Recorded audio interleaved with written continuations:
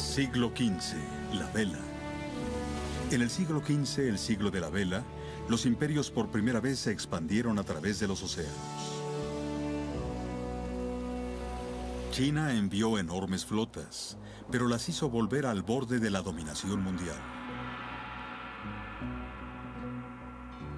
En Italia, la riqueza y la ostentación crearon grandes artes en el Renacimiento. En México, los aztecas construyen una ciudad de sangre en medio de un lago. Los otomanos conquistaron Constantinopla y reclamaron el Mediterráneo para sí. Desde las costas de Europa, los marineros cruzaron los océanos, encontrándose con el resto del mundo. 1000 años de historia. Milenio.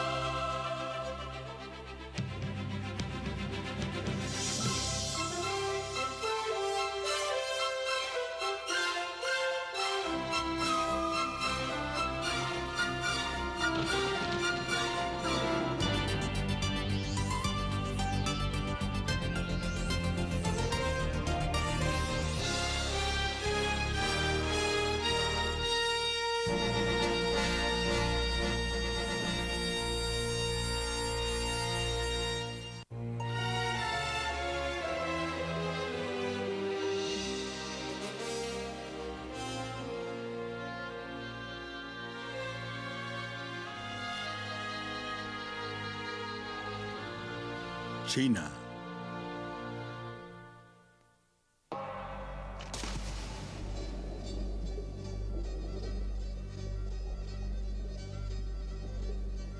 En el siglo XV, los mares más ricos del mundo estaban dominados por las flotas chinas. Aquí en las Filipinas, los buscadores de perlas aún encuentran evidencias de sus viajes. Ellos encuentran porcelana decorada con imágenes de bestias míticas.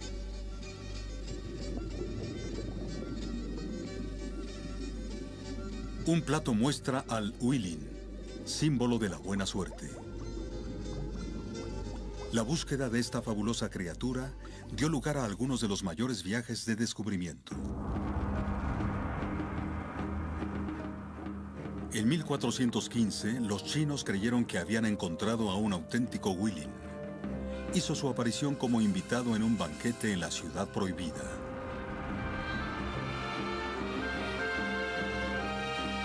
Tiene el cuerpo de un ciervo, la cola de un buey y cuernos carnosos y sin huesos con manchas luminosas como neblina roja o púrpura.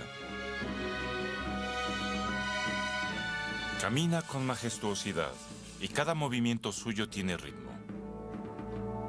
Su armoniosa voz suena como una campana o un tubo musical. Capturado en África, el huilin era una jirafa.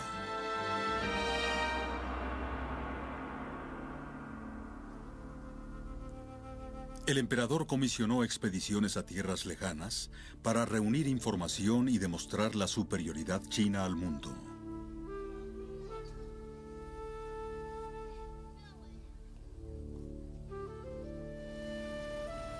Lo hicieron a través de una aplastante demostración de poderío naval. La primera flota en partir constaba de 300 naves y casi 28,000 hombres. Cada viaje duró 2 años, visitando 30 países alrededor del borde del Océano Índico.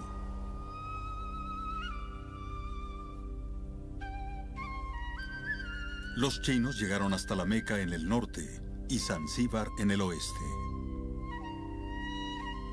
Incluso se ha afirmado que llegaron al Océano Austral y a Australia. La empresa había sido dirigida por un almirante de presencia y liderazgo legendarios, John Herr. Medía 2 metros 13 centímetros de alto y 1,5 metros de ancho. Tenía piel atezada, rugosa como una naranja, y sus ojos relampagueaban como la luz en un río que fluye a prisa. El emperador escogió a John Herr debido a que era un extranjero, era musulmán y eunuco. En una corte introspectiva, era un imperialista que buscaba más allá de China. Comparados con los barcos europeos, los preciosos juncos de John Herr eran unos gigantes. Eran las embarcaciones más grandes de madera jamás construidas.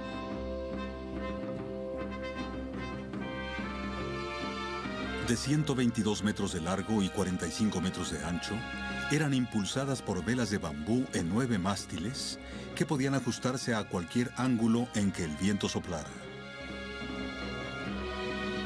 En la popa estaban el cuarto del compás, el camarote del almirante y las galeras. Debajo estaban la tripulación, los animales y la carga. La nave era mantenida a flote por 13 compartimentos herméticos. Cada uno podía ser inundado por separado y usado como estanque para peces o área de lavado. Esta tecnología estaba 500 años adelante de Occidente. Fue usada en la construcción del Titanic.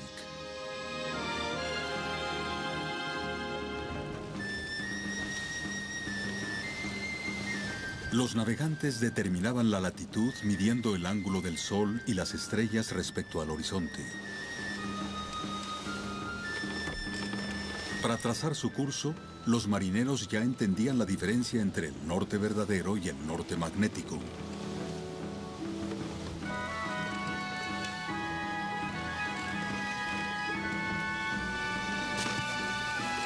Tenían un método para medir la velocidad de sus embarcaciones y medían el tiempo usando varillas de incienso previamente calibradas.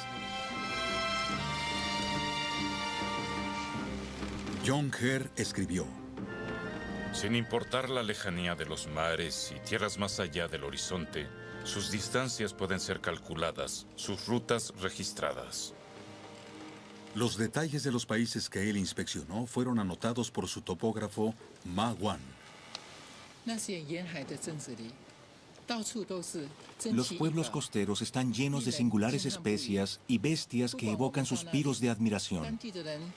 Donde quiera que fuimos, los nativos buscaban con ansia nuestros gentiles obsequios, sintiendo nuestro poder transformador y presentando adecuadamente su tributo. Rubíes, leones, perlas del tamaño de plomadas nos fueron obsequiados para llevarlos al país central.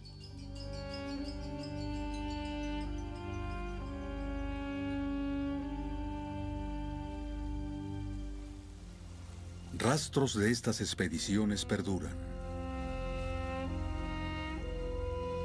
Hay un tipo de jengibre nombrado como John Herr. Una tablilla en Sri Lanka registra su visita.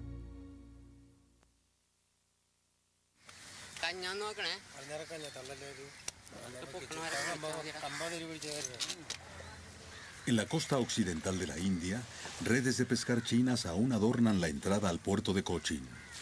Las últimas reliquias de un tiempo en que la tecnología china gobernaba los mares.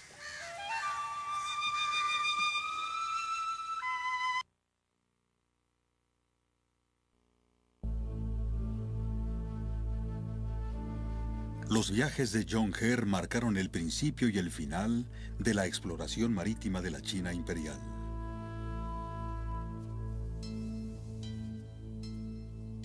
Para 1430, los políticos persuadieron al emperador de abandonar las ambiciones globales.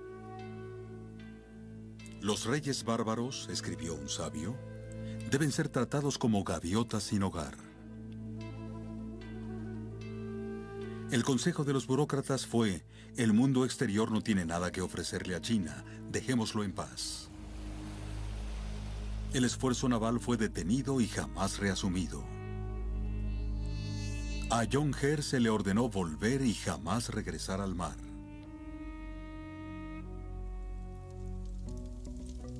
Para borrar su recuerdo, sus informes fueron destruidos.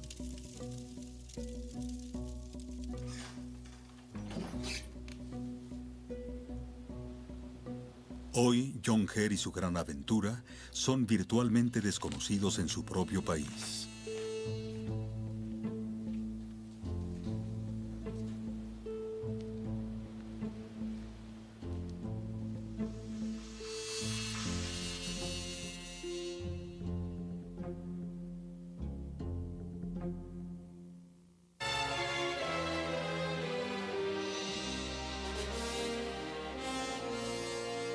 Italia.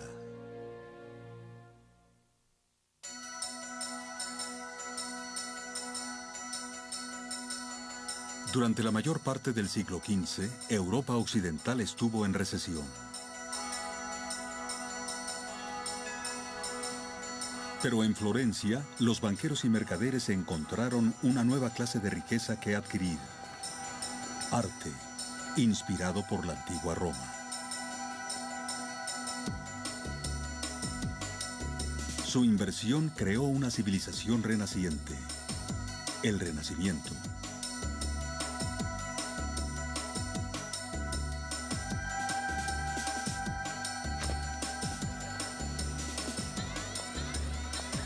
Mecenas ricos se comprometieron a darle a Florencia un estilo y un contorno acorde a su orgullo cívico. El arquitecto Brunelleschi diseñó una cúpula para la catedral que haría eso exactamente.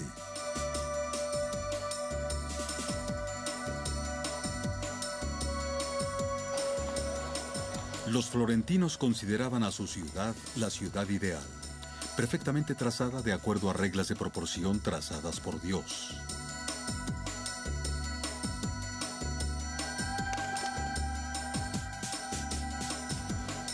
Pero lo que impulsaba a la ciudad era el dinero. En la política, el dinero compraba votos.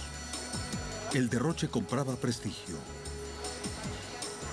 Los banqueros cobraban el 45% de interés. Pronto se volvieron tan poderosos como jefes militares.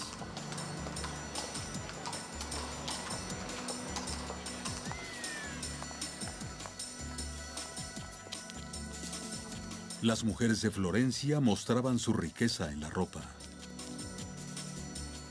Sus mantos estaban embellecidos con plata y perlas, flores esmaltadas y hojas de oro, corales y 800 plumas de pavo real. Oficiales patrullaban las calles para aquellos que usaban demasiados botones y pieles. Tenían poco éxito.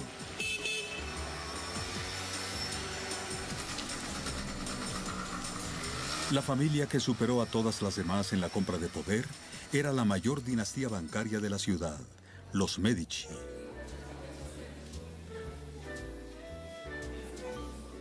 Eran los más grandes organizadores de fiestas políticas.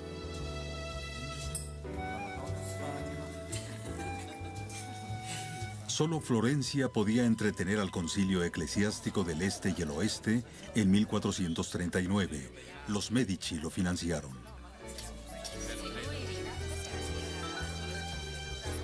Sucesivos jefes de la familia gobernaron a la ciudad como si les perteneciera. Usaron métodos recomendados por su consejero, Niccolo Machiavelli.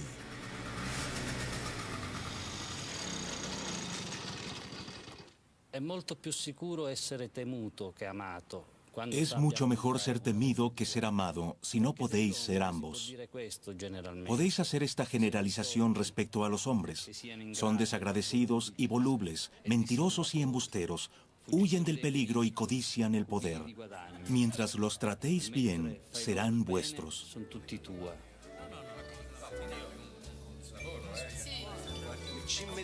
Los Medici trataban a sus artistas muy bien. Los coleccionaban como objetos de poder e influencia.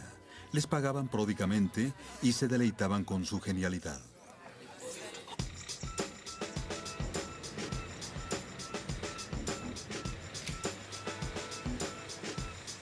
La medida del genio de un artista era su habilidad para hallar belleza en la naturaleza.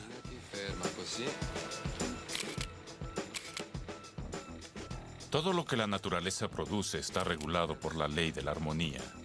Y su mayor interés es que todo sea perfecto. Sin armonía esto difícilmente podría lograrse. La compatibilidad crítica de las partes se perdería. La proporción debe gobernar las partes para que puedan dar la apariencia de un cuerpo perfecto.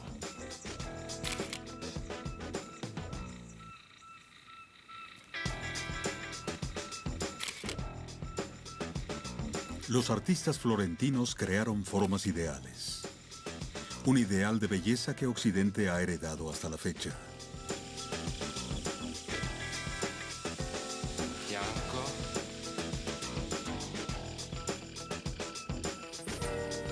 En una sociedad tan consciente del estilo, los artistas debían ataviar viejos temas religiosos con un giro nuevo y personal. Miembros de la familia Medici fueron retratados en papeles clave en escenas sacras, vestidos con todo esplendor.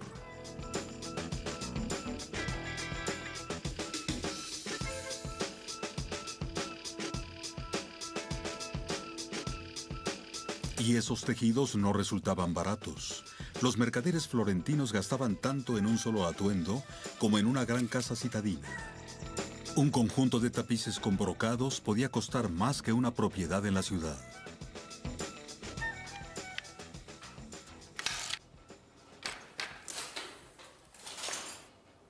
A los artistas en toda Europa se les pagaban altos precios para hacer que los tejidos parecieran reales. Los artistas mejor pagados eran aquellos que lograban la ilusión de realidad.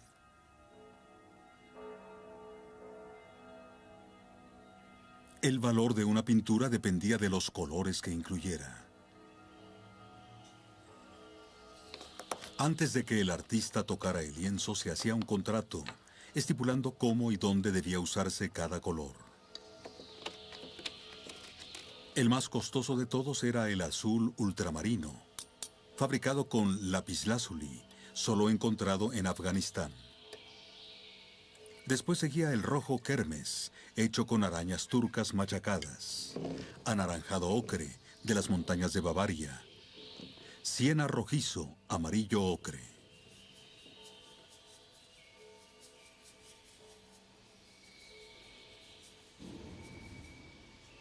Mientras el mundo se desarrollaba en las paletas de los artistas, la exploración de ese mundo comenzó con el hombre.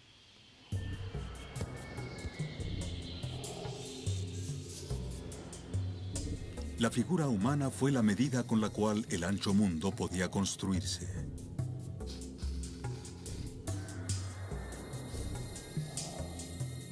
Para entender a la naturaleza, Leonardo da Vinci examinó el profundo funcionamiento del cuerpo humano.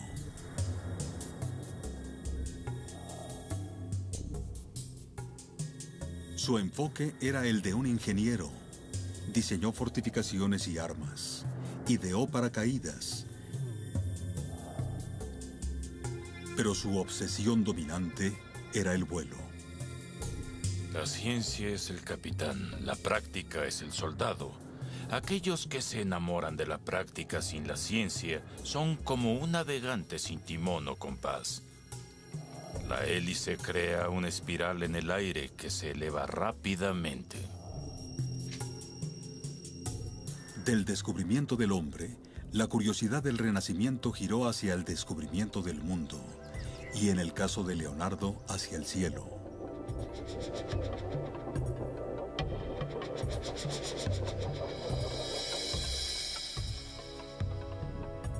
Las ideas del Renacimiento se extendieron.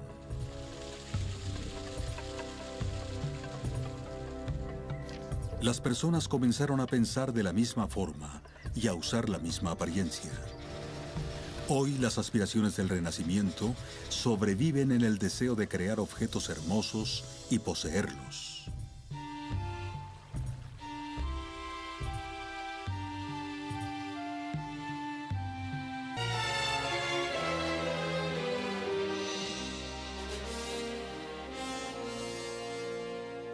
México.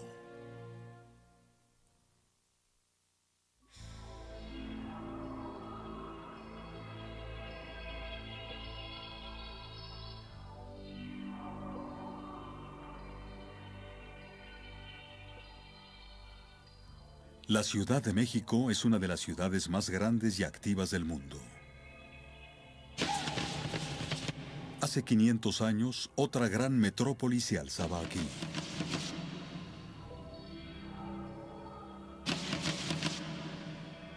La capital del Imperio Azteca. También sostenía a una enorme población. 8,000 danzantes bailaban en su plaza central.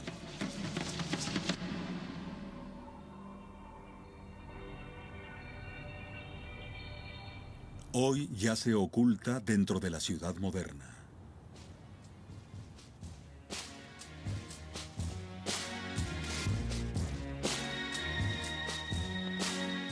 El Valle de México estaba lleno de las ruinas de grandes civilizaciones que inspiraron a los constructores aztecas, como Teotihuacán, la clase de ciudad que los aztecas querían crear para sí mismos. La ubicación de su ciudad fue elegida por los dioses. Fueron guiados ahí por un águila.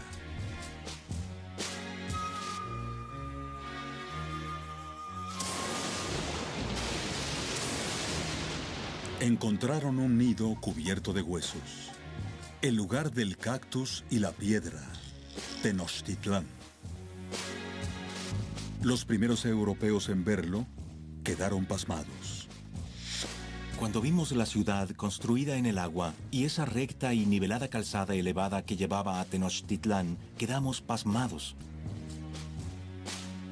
Esos grandes edificios elevándose del agua, construidos totalmente de piedra, parecían una ciudad fabricada por un hechicero. En los pantanos del exterior de la ciudad, los aztecas crearon jardines.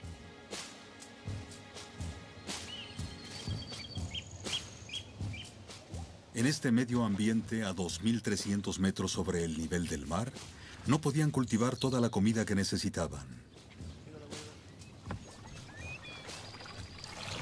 Aún así, sus mercados estaban llenos de productos.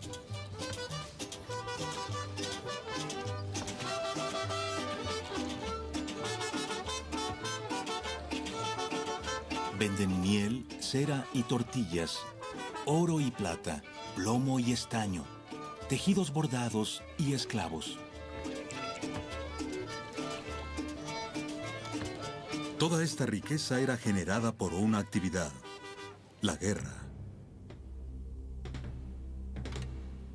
Los aztecas exigían tributo de todas las tierras que conquistaron. Armaduras, joyas y el alimento más selecto, el chocolate. 2 millones de pintas de granos de cacao llegaban cada año para ser bebidos por la nobleza y los sacerdotes de la ciudad. Las recetas aztecas mezclaban el chocolate con miel, nueces, chiles y sangre.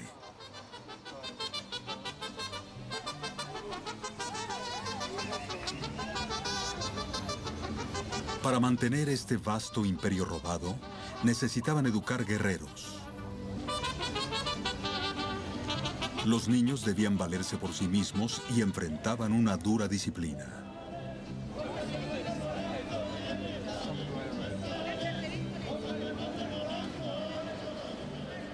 Las niñas desobedientes eran obligadas a inhalar humo de chiles. Los niños eran pinchados con púas de cactus.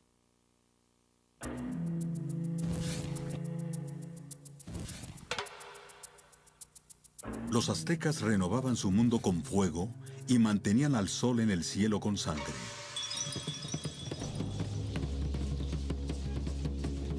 Sus dioses exigían sacrificios humanos para asegurar la continuidad de la vida. Los aztecas peleaban para tomar cautivos cuya sangre alimentaría a los dioses. Los prisioneros conocían su destino. La muerte era considerada un honor. No hay nada como la muerte en la guerra, nada como la muerte florida, tan preciosa para el dador de vida. Mi corazón la anhela. Para inaugurar su templo mayor, Algunos dicen que 80.000 fueron asesinados.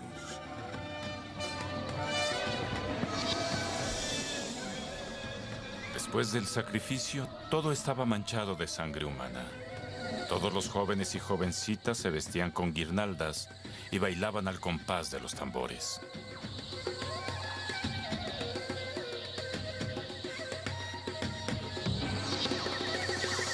Las pilas de cráneos eran una advertencia para sus enemigos e hicieron del Imperio Azteca uno de los estados de crecimiento más acelerado en el mundo.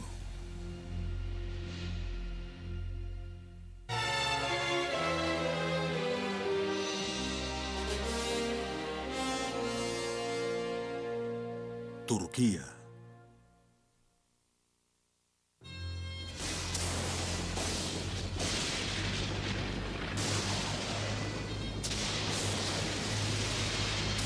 En la primavera de 1453, los cielos de Europa del Este se oscurecieron. Constantinopla, durante siglos el centro de la cristiandad ortodoxa, fue sitiada. La historia de la caída de la ciudad aún es contada por los titiriteros turcos. ¿Saben lo difícil que fue capturar Estambul? Miles de personas murieron en ambos bandos. Cerremos ahora nuestros ojos e imaginemos cómo sucedió. Los muros y baluartes de la ciudad tenían 1000 años de edad. Eran todo lo que protegía a los cristianos de la tormenta islámica que ahora los rodeaba. Los otomanos. Su ejército era de 100.000 hombres. Era dirigido por un príncipe de 21 años de edad, Mahoma Khan.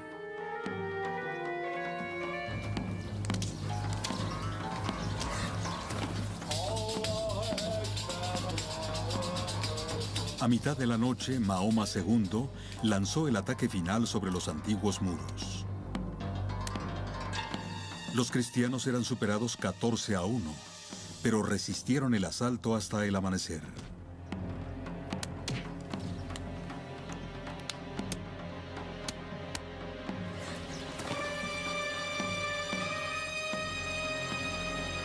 Después, un pequeño grupo de soldados otomanos nadó por las cloacas y desplegó la bandera en las almenas. Pensando que todo estaba perdido, los cristianos se replegaron y el ejército sitiador inundó los baluartes. El emperador bizantino murió en el combate.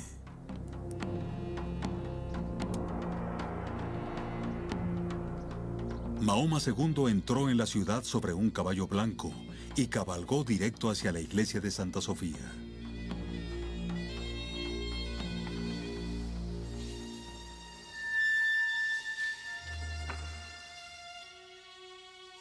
Los cristianos se habían refugiado dentro, buscando protección en su Dios.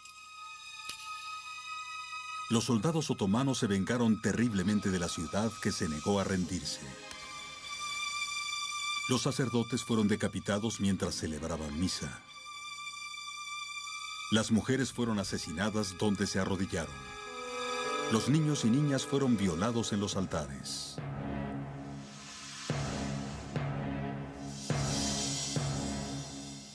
Al ver la carnicería, Mahoma II lloró. Ordenó que detuvieran la destrucción. La iglesia se convirtió en una mezquita, la piedra angular de esta nueva capital. Hoy los poetas turcos alaban la vida de Mahoma II. Mi historia es famosa en la historia. Poseo honor y gloria. Le di dignidad al pueblo. Elegí el camino correcto. Terminé una era y empecé una nueva. Soy el sultán Mahoma Khan.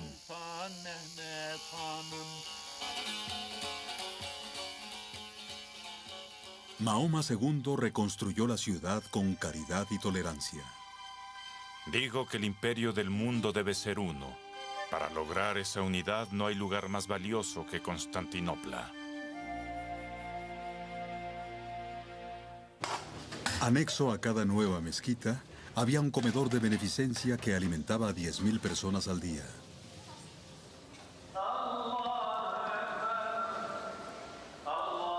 Alentó a las personas de todas las naciones a vivir en su ciudad. En solo 80 años la población aumentó 10 veces. Cristianos, judíos y musulmanes vivían codo con codo.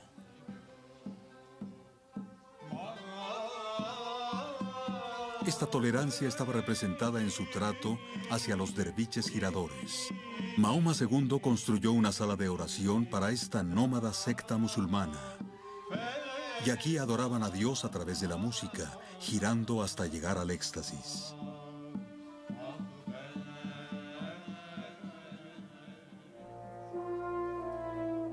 En el centro de la ciudad, Mahoma II construyó su palacio.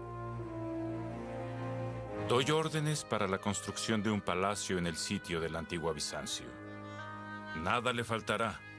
Un palacio que deberá eclipsar a todos en apariencia, tamaño y elegancia.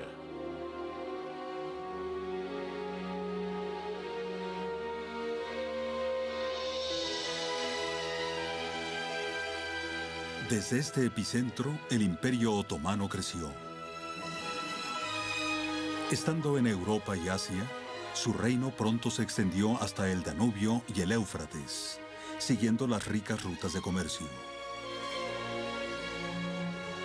Estas rutas llevaron una obsesión otomana: la comida. En las vastas cocinas del palacio, los cocineros eran desafiados a inventar nuevos platillos. De los confines del imperio llegaba la producción. Berenjenas de Persia, naranjas de Jordania, dátiles de Egipto. Y una nueva y exótica semilla llegó de Yemen: el café. Se tuestan las semillas en una sartén. Las cocina uno mismo. Vienen de plantas a una gran distancia.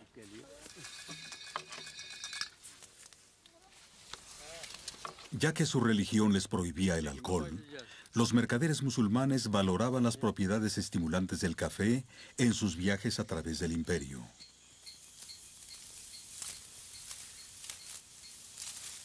A las tierras que conquistaron, los otomanos trajeron la paz y una nueva prosperidad.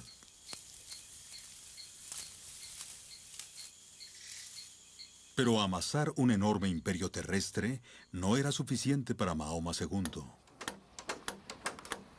Él quería gobernar el mar.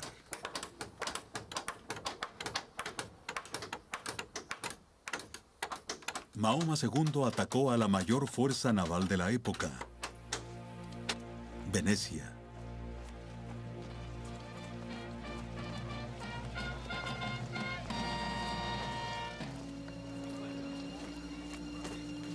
En una serie de batallas marítimas, su flota golpeó a los venecianos hasta rendirlos.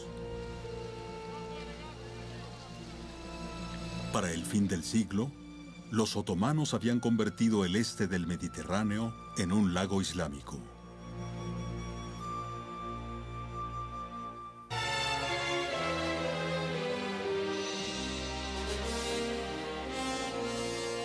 Portugal.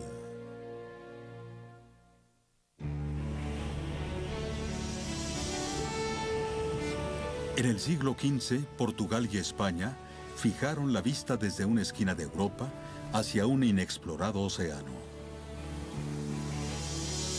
Sus costas eran los mismos límites del mundo civilizado. La tierra era pobre y las personas estaban celosas de sus ricos vecinos del Mediterráneo. Buscaron en el mar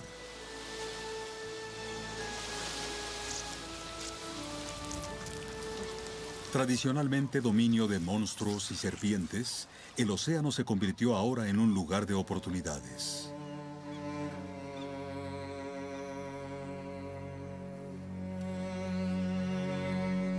Aquí en Sagres, en la punta sudoeste de Portugal, Los aventureros se reunieron alrededor del príncipe, ahora llamado Enrique el Navegante. Lucharon por vivir de la piratería y el comercio de esclavos, pero se veían a sí mismos como algo más grande, caballeros del mar, héroes de su romántica visión de la época. En la aventura clásica, el héroe comienza su vida como un hijo pobre, navega a través del mundo, lucha con gigantes y monstruos, desposa a una princesa si tiene suerte y termina gobernando alguna isla encantada.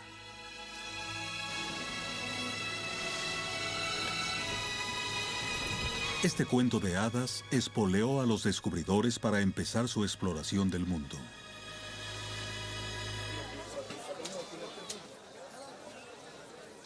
Esperaban financiar sus fantasías con el oro de África o las especias de Oriente.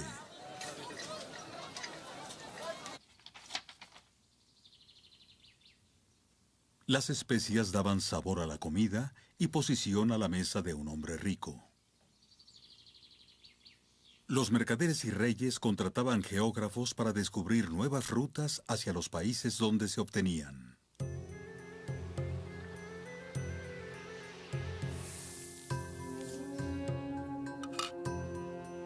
En cada etapa del largo viaje de las especias hacia Europa, los impuestos eran exigidos.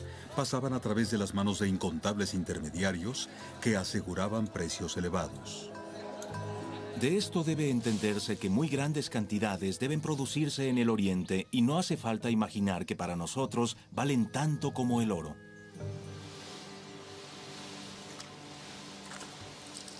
En busca de riquezas, los navegantes portugueses navegaron al sur hacia África, a lo largo de peligrosas costas que sus rivales temían. Más allá estaba un verde mar, donde un barco quedaría inmovilizado en fango gelatinoso. Repulsivos monstruos rondaban en las profundidades y los hombres se volvían negros bajo el ardiente sol.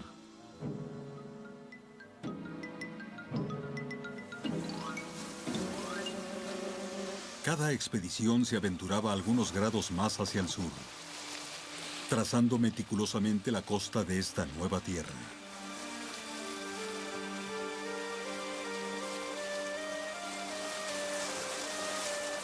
Marcaban los límites de sus exploraciones con una cruz, un desafío para aquellos que siguieran.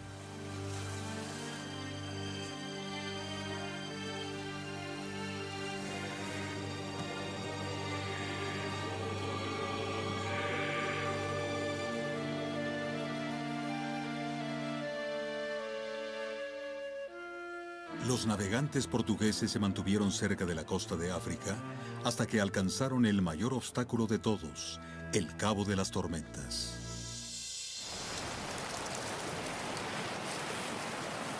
En 1488 fue rodeado y rebautizado como el Cabo de Buena Esperanza, y los navegantes habían alcanzado el borde del Océano Índico.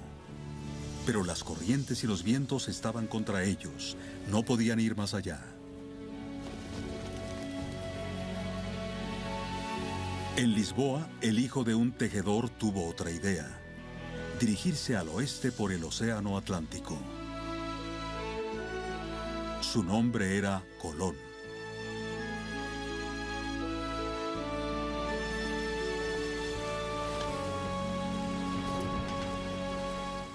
Viajando leguas llegaréis a la más fértil de las tierras, abundante en todo tipo de especias y piedras preciosas. Llamo a la ubicación de esto Occidente, aunque comúnmente se dice que se encuentra en Oriente.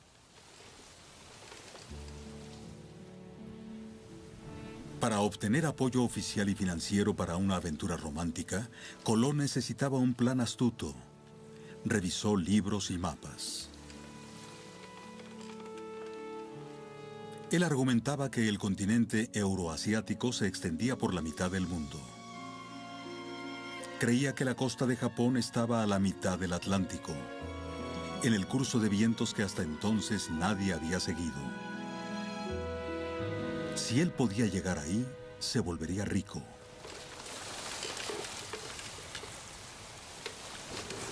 La decisión de Colón de navegar con el viento era revolucionaria. Los navegantes portugueses siempre habían navegado contra el viento en su viaje de partida, sabiendo que ese mismo viento los devolvería a casa. Colón esperaba que los vientos del Atlántico viajaran en un círculo. Él viajaría hacia el oeste, los vientos con los que partiría eventualmente se dirigirían al norte y lo llevarían a casa. Era una aventura que resultó. Llegó a tierra en el Caribe el 12 de octubre de 1492. Colón buscó demostrar que esta misteriosa nueva tierra era una isla frente a la costa de China. Afirmó haber visto fabulosas bestias de Oriente, hombres con cabeza de perro y huellas de grifos. 6 de noviembre de 1492, escuché un gran número de aves diferentes a todas aquellas que hay en España, excepto por los ruiseñores que nos entretuvieron con sus canciones.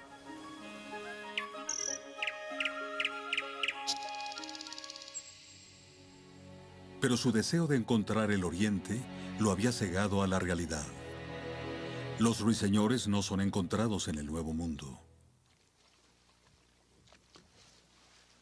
Colón es recordado hoy como el descubridor de un nuevo continente. La cámara va a él, usted se queda aquí conmigo y ya se pone... Venga. 6 años después, Vasco de Gama cambió al mundo más profundamente al descubrir un océano. Encontró vientos que lo llevaron exitosamente alrededor del Cabo de Buena Esperanza y más allá, dentro del Océano Índico y hacia los puertos de especias del Oriente. Su viaje destruyó el dominio absoluto árabe en el comercio de las especias. 3 años después, 150 toneladas de especias llegaban a Portugal.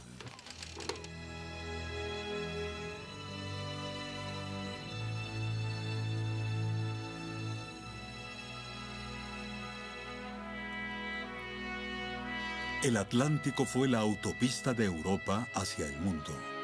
Nuevas rutas marítimas habían sido abiertas.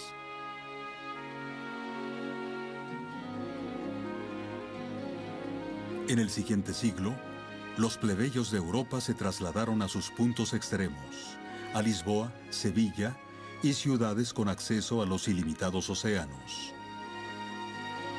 uniendo al viejo mundo con el nuevo.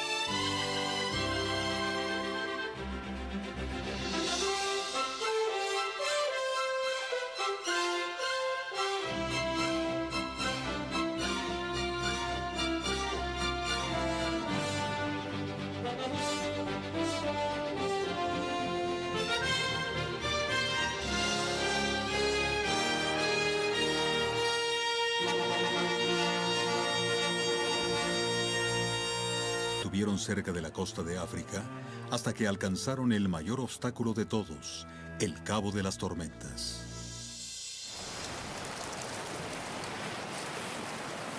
En 1488 fue rodeado y rebautizado como el Cabo de Buena Esperanza, y los navegantes habían alcanzado el borde del Océano Índico.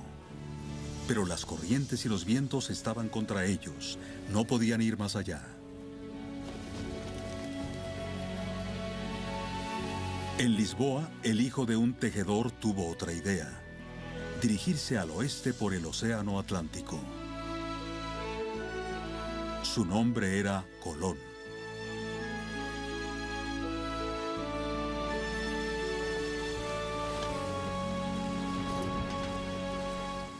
Viajando leguas llegaréis a la más fértil de las tierras, abundante en todo tipo de especias y piedras preciosas.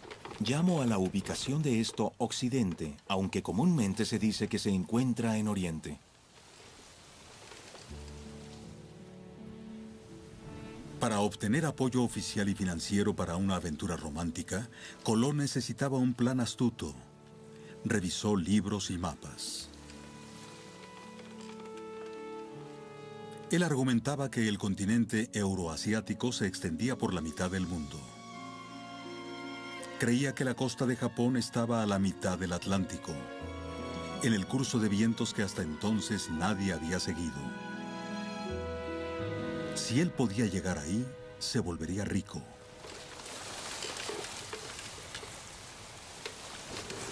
La decisión de Colón de navegar con el viento era revolucionaria. Los navegantes portugueses siempre habían navegado contra el viento en su viaje de partida, sabiendo que ese mismo viento los devolvería a casa. Colón esperaba que los vientos del Atlántico viajaran en un círculo. Él viajaría hacia el oeste, los vientos con los que partiría eventualmente se dirigirían al norte y lo llevarían a casa. Era una aventura que resultó. Llegó a tierra en el Caribe el 12 de octubre de 1492. Colón buscó demostrar que esta misteriosa nueva tierra era una isla frente a la costa de China. Afirmó haber visto fabulosas bestias de Oriente, hombres con cabeza de perro y huellas de grifos. 6 de noviembre de 1492. Escuché un gran número de aves diferentes a todas aquellas que hay en España, excepto por los ruiseñores que nos entretuvieron con sus canciones. Oeste, en 1439, los Medici lo financiaron.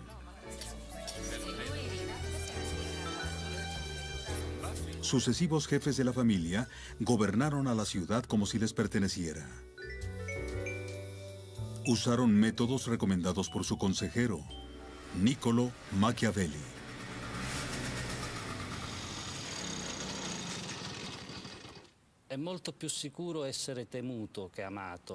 Es mucho mejor ser temido que ser amado, si no podéis ser ambos. Podéis hacer esta generalización respecto a los hombres. Son desagradecidos y volubles, mentirosos y embusteros. Huyen del peligro y codician el poder. Mientras los tratéis bien, serán vuestros.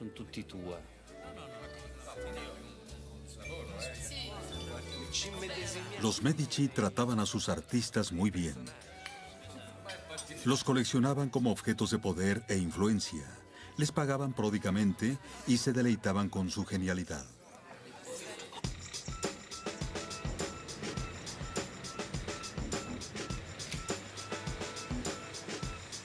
La medida del genio de un artista era su habilidad para hallar belleza en la naturaleza.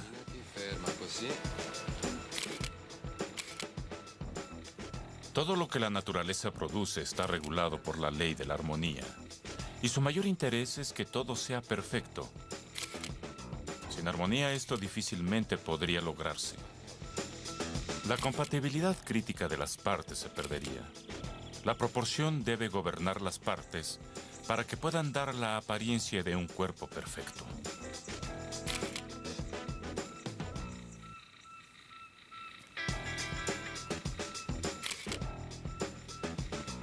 Los artistas florentinos crearon formas ideales.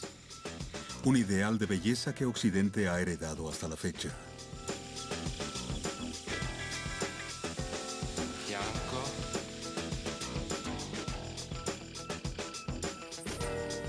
En una sociedad tan consciente del estilo, los artistas debían ataviar viejos temas religiosos con un giro nuevo y personal.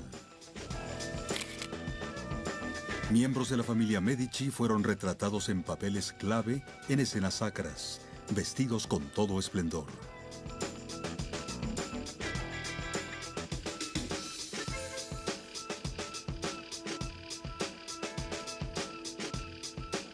Y esos tejidos no resultaban baratos. Los mercaderes florentinos gastaban tanto en un solo atuendo como en una gran casa citadina. Un conjunto de tapices con brocados podía costar más que una propiedad en la ciudad. Y estaño, tejidos bordados y esclavos. Toda esta riqueza era generada por una actividad, la guerra. Los aztecas exigían tributo de todas las tierras que conquistaron. Armaduras, joyas y el alimento más selecto, el chocolate. 2 millones de pintas de granos de cacao llegaban cada año para ser bebidos por la nobleza y los sacerdotes de la ciudad. Las recetas aztecas mezclaban el chocolate con miel, nueces, chiles y sangre.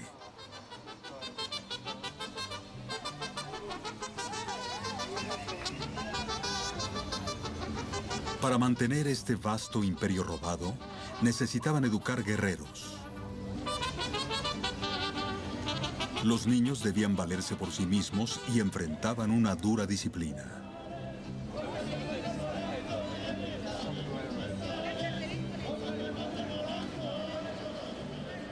Las niñas desobedientes eran obligadas a inhalar humo de chiles. Los niños eran pinchados con púas de cactus.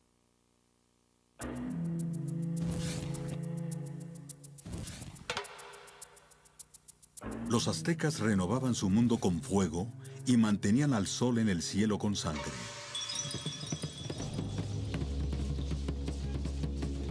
Sus dioses exigían sacrificios humanos para asegurar la continuidad de la vida.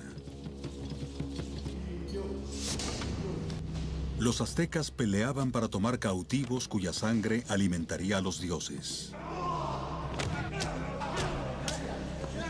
Los prisioneros conocían su destino. La muerte era considerada un honor.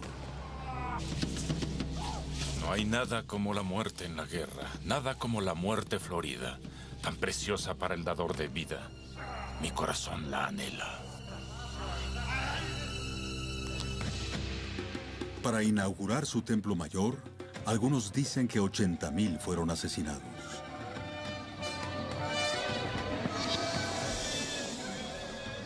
Después del sacrificio, todo estaba manchado de sangre humana. Todos los jóvenes y jovencitas se vestían con guirnaldas y bailaban al compás de los tambores.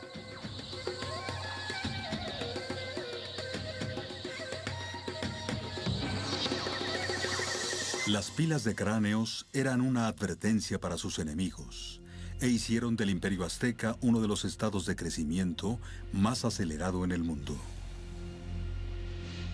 Hechicero. En los pantanos del exterior de la ciudad, los aztecas crearon jardines.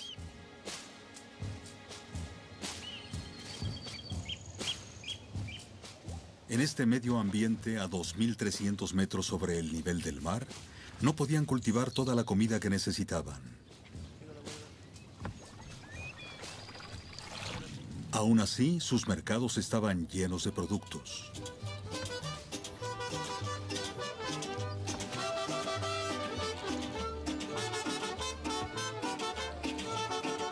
Venden miel, cera y tortillas, oro y plata, plomo y estaño, tejidos bordados y esclavos. Toda esta riqueza era generada por una actividad, la guerra. Los aztecas exigían tributo de todas las tierras que conquistaron. Armaduras, joyas y el alimento más selecto, el chocolate. 2 millones de pintas de granos de cacao llegaban cada año para ser bebidos por la nobleza y los sacerdotes de la ciudad. Las recetas aztecas mezclaban el chocolate con miel, nueces, chiles y sangre.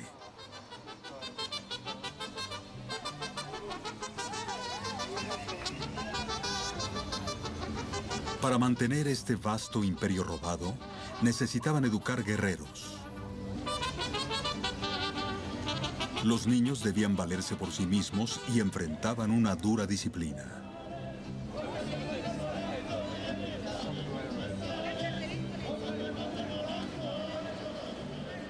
Las niñas desobedientes eran obligadas a inhalar humo de chiles. Los niños eran pinchados con púas de cactus.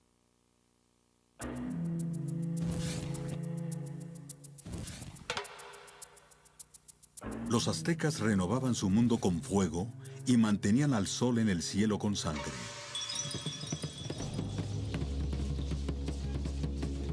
Sus dioses exigían sacrificios humanos para asegurar la continuidad de la vida.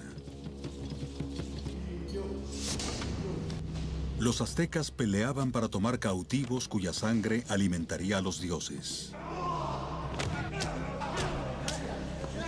Los prisioneros conocían su destino. La muerte era considerada un honor. No hay nada como la muerte en la guerra, nada como la muerte florida, tan preciosa para el dador de vida. Mi corazón la anhela. Navega a través del mundo, lucha con gigantes y monstruos, desposa a una princesa si tiene suerte y termina gobernando alguna isla encantada.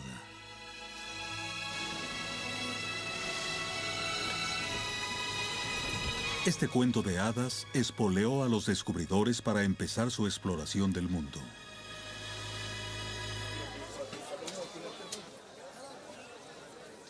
Esperaban financiar sus fantasías con el oro de África o las especias de Oriente.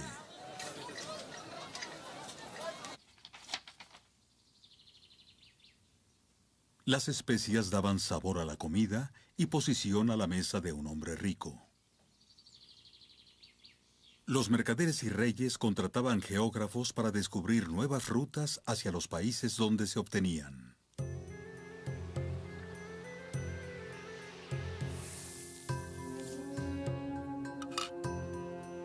En cada etapa del largo viaje de las especias hacia Europa, los impuestos eran exigidos. Pasaban a través de las manos de incontables intermediarios que aseguraban precios elevados.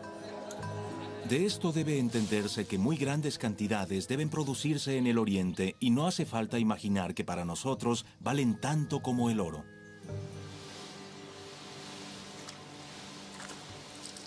En busca de riquezas, los navegantes portugueses navegaron al sur hacia África, a lo largo de peligrosas costas que sus rivales temían. Más allá estaba un verde mar, donde un barco quedaría inmovilizado en fango gelatinoso. Repulsivos monstruos rondaban en las profundidades y los hombres se volvían negros bajo el ardiente sol.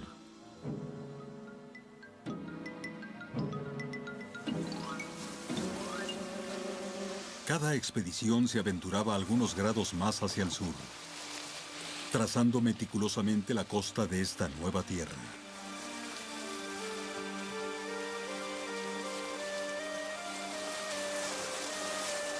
Marcaban los límites de sus exploraciones con una cruz, un desafío para aquellos que siguieran.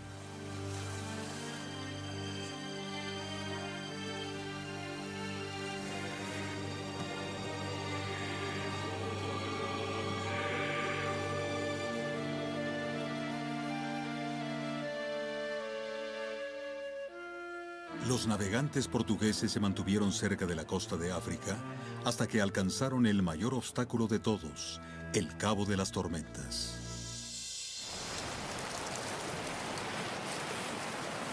En 1488 fue rodeado y rebautizado como el Cabo de Buena Esperanza.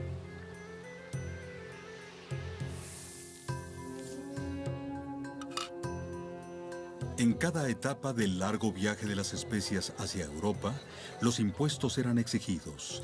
Pasaban a través de las manos de incontables intermediarios que aseguraban precios elevados. De esto debe entenderse que muy grandes cantidades deben producirse en el Oriente y no hace falta imaginar que para nosotros valen tanto como el oro.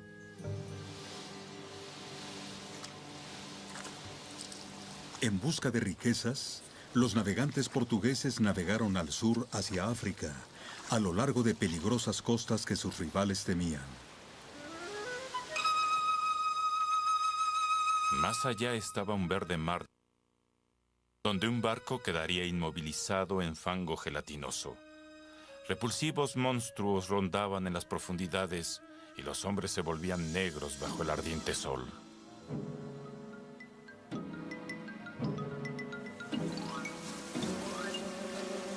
Cada expedición se aventuraba algunos grados más hacia el sur, trazando meticulosamente la costa de esta nueva tierra.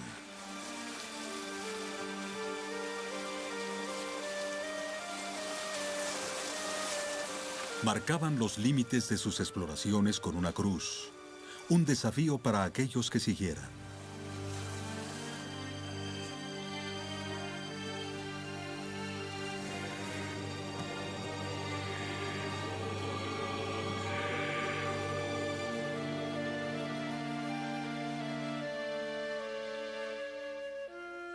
Los navegantes portugueses se mantuvieron cerca de la costa de África hasta que alcanzaron el mayor obstáculo de todos, el Cabo de las Tormentas.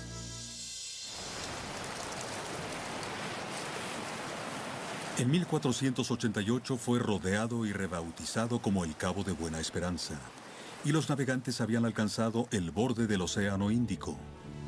Pero las corrientes y los vientos estaban contra ellos, no podían ir más allá.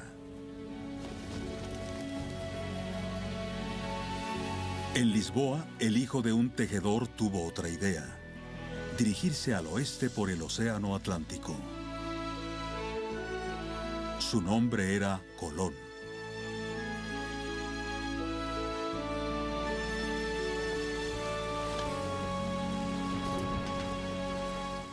Viajando leguas llegaréis a la más fértil de las tierras, abundante en todo tipo de especias y piedras preciosas. Llamo a la ubicación de esto Occidente, aunque comúnmente se dice que se encuentra en Oriente. Para obtener apoyo al centro de la ciudad, Mahoma II construyó su palacio. Doy órdenes para la construcción de un palacio en el sitio de la antigua Bizancio. Nada le faltará. Un palacio que deberá eclipsar a todos en apariencia, tamaño y elegancia.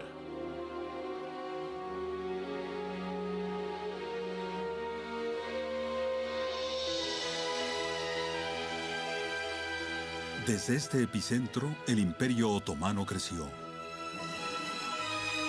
Estando en Europa y Asia, su reino pronto se extendió hasta el Danubio y el Éufrates, siguiendo las ricas rutas de comercio. Estas rutas llevaron una obsesión otomana: la comida. En las vastas cocinas del palacio, los cocineros eran desafiados a inventar nuevos platillos.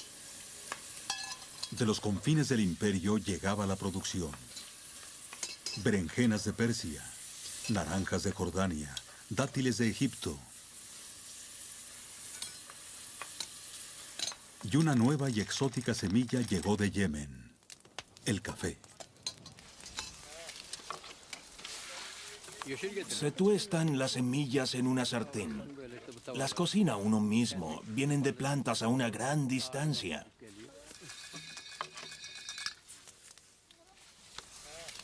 Ya que su religión les prohibía el alcohol, los mercaderes musulmanes valoraban las propiedades estimulantes del café en sus viajes a través del imperio.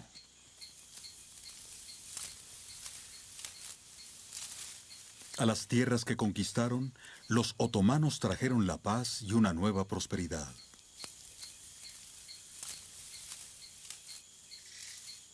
Pero amasar un enorme imperio terrestre no era suficiente para Mahoma II. Él quería gobernar el mar.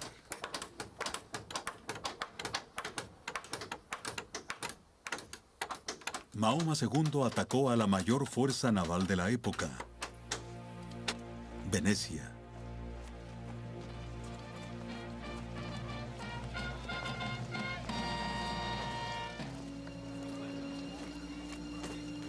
En una serie de batallas marítimas, su flota golpeó a los venecianos hasta rendirlos. Para el fin del siglo, los otomanos habían convertido el este del Mediterráneo en un lago islámico.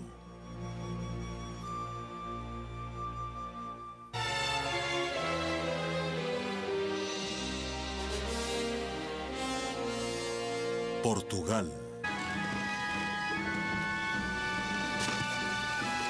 Tenían un método para medir la velocidad de sus embarcaciones y medían el tiempo usando varillas de incienso previamente calibradas.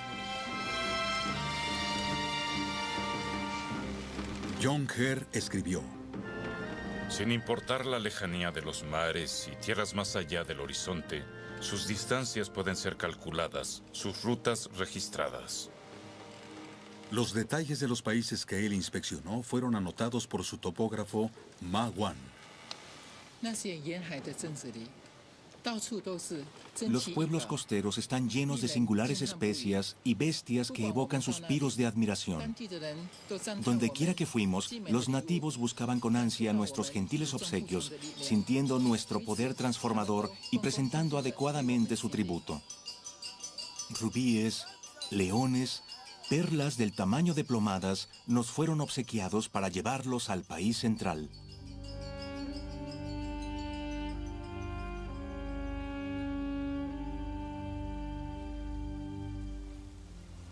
Rastros de estas expediciones perduran. Hay un tipo de jengibre nombrado como John Hare. Una tablilla en Sri Lanka registra su visita.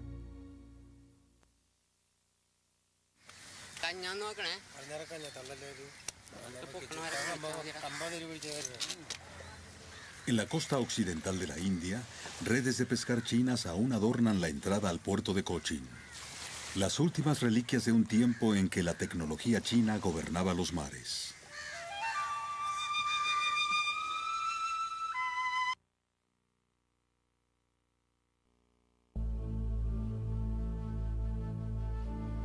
Los viajes de John Hare marcaron el principio y el final de la exploración marítima de la China imperial.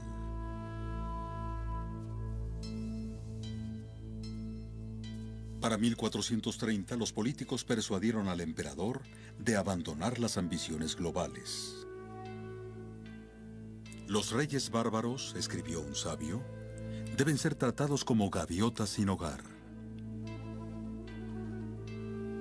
El consejo de los burócratas fue: el mundo exterior no tiene nada que ofrecerle a China, dejémoslo en paz. El esfuerzo naval fue detenido y jamás reasumido. A John Hare se le ordenó volver y jamás regresar al mar.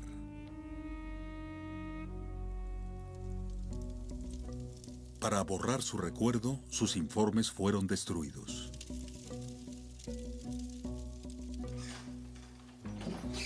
Volver y jamás regresar al mar.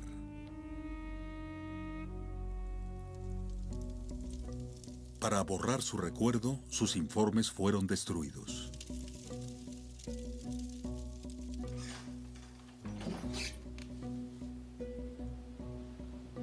Hoy, John Hare y su gran aventura son virtualmente desconocidos en su propio país.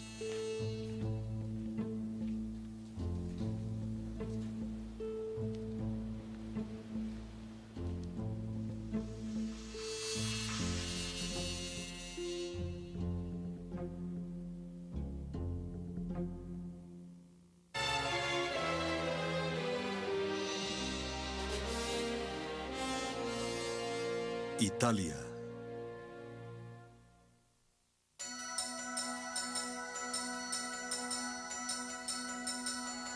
Durante la mayor parte del siglo XV, Europa occidental estuvo en recesión. Pero en Florencia, los banqueros y mercaderes encontraron una nueva clase de riqueza que adquirir: arte, inspirado por la antigua Roma. Su inversión creó una civilización renaciente, el Renacimiento.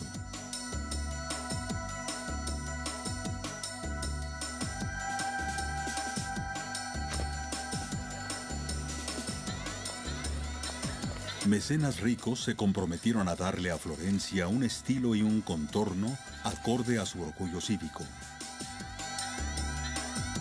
El arquitecto Brunelleschi diseñó una cúpula para la catedral que haría eso exactamente.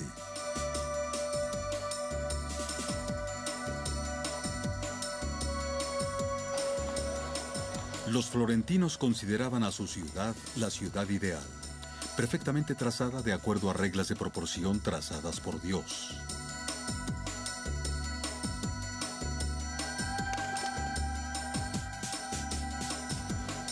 Pero lo que impulsaba a la ciudad era el dinero. En la política, el dinero compraba votos. El derroche compraba prestigio. Los banqueros cobraban el 45% de interés. Pronto se volvieron tan poderosos como jefes militares.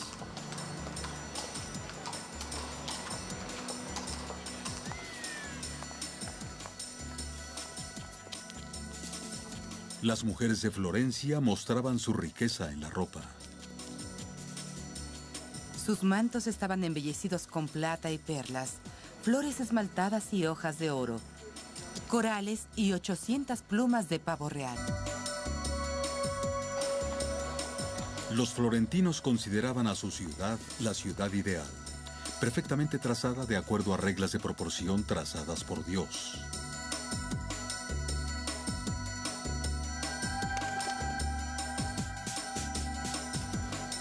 Pero lo que impulsaba a la ciudad era el dinero. En la política, el dinero compraba votos. El derroche compraba prestigio. Los banqueros cobraban el 45% de interés. Pronto se volvieron tan poderosos como jefes militares.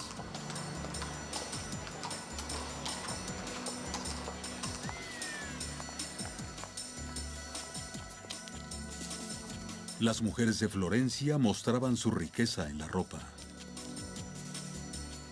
Sus mantos estaban embellecidos con plata y perlas, flores esmaltadas y hojas de oro, corales y 800 plumas de pavo real. Oficiales patrullaban las calles para aquellos que usaban demasiados botones y pieles. Tenían poco éxito.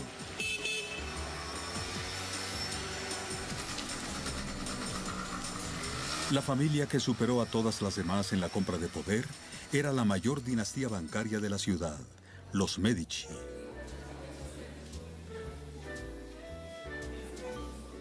Eran los más grandes organizadores de fiestas políticas.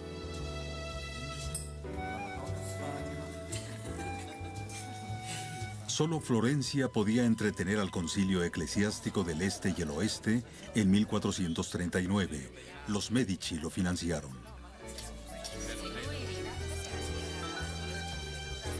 Sucesivos jefes de la familia gobernaron a la ciudad como si les perteneciera. Usaron métodos recomendados por su consejero, Niccolo Machiavelli.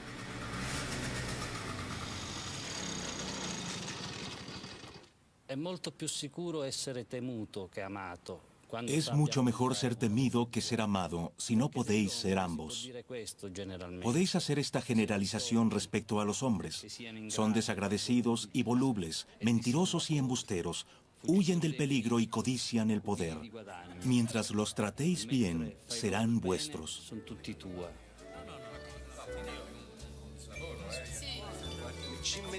Los Medici trataban a sus artistas muy bien. Los coleccionaban como objetos de poder e influencia. Les pagaban pródigamente y se deleitaban con su genialidad.